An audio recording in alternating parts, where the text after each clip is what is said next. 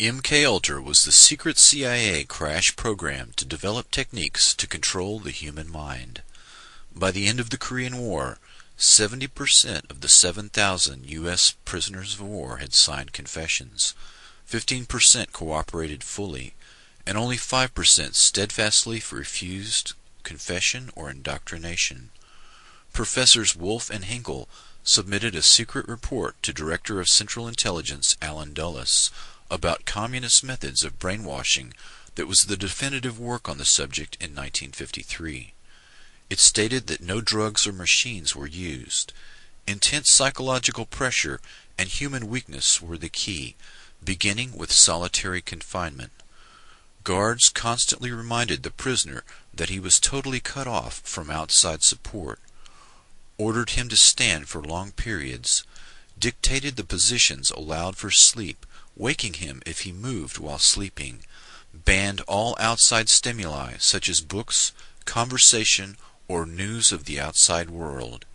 After 4 to 6 weeks the prisoner would break down.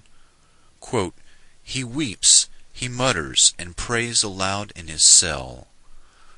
At this stage the interrogation began in a special room. The guard told him that he knew his own crimes all too well. The prisoner is in the position of trying to prove his innocence to he knew not what.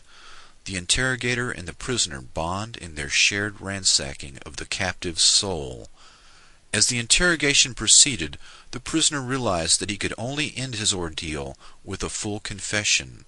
Quote, "The prisoner feels that something must be done to end this. He must find a way out." According to a KGB man, more than 99% of prisoners sign a confession at this stage. Then the subject was either shot or sent to a labor camp after sentencing. Chinese techniques would move on to re-education of prisoners by moving them into a group cell for political indoctrination, incessant study of Marx and Mao, lectures and self-criticism led to political conversion by group pressure. Prisoners demonstrated their commitment by ferociously attacking any deviations. Constant intimacy with prisoners who reviled him for his resistance pushed the prisoner beyond his emotional endurance. As the prisoner conformed, his cellmates gave increased acceptance and esteem, which reinforced his commitment to the party, for he learned that only his acceptance allowed him to live successfully in the cell. In contrast, the American mind control effort was a mini Manhattan Project, with the conviction that the keys to brainwashing lay in technology.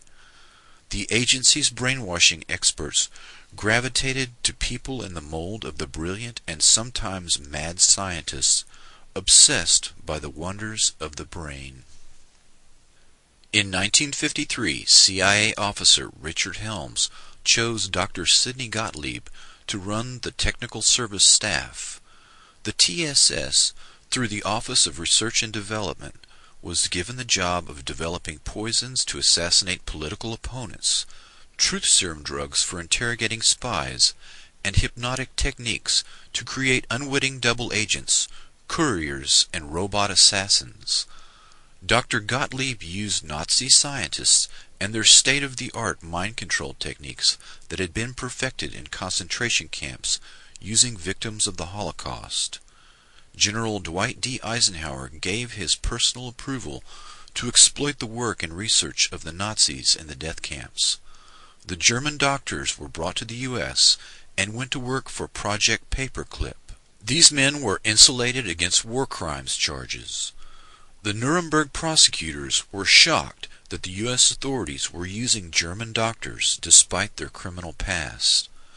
Under the leadership of Dr. Strughold, 34 scientists accepted contracts from Project Paperclip and were moved to Randolph Air Force Base in San Antonio, Texas. These personalities began to work on human radiation studies, aviation medicine, microwave technology, and MKUltra mind control experiments. The authorization to hire these Nazi scientists came directly from the Joint Chiefs of Staff. The top military brass stated that they wished to exploit these rare minds. Operation Paperclip eventually recruited 9,000 Nazi scientists and technicians to help the U.S. destroy the USSR. Some of these scientists were known as programmers, people skilled in the art of breaking down and controlling the human mind.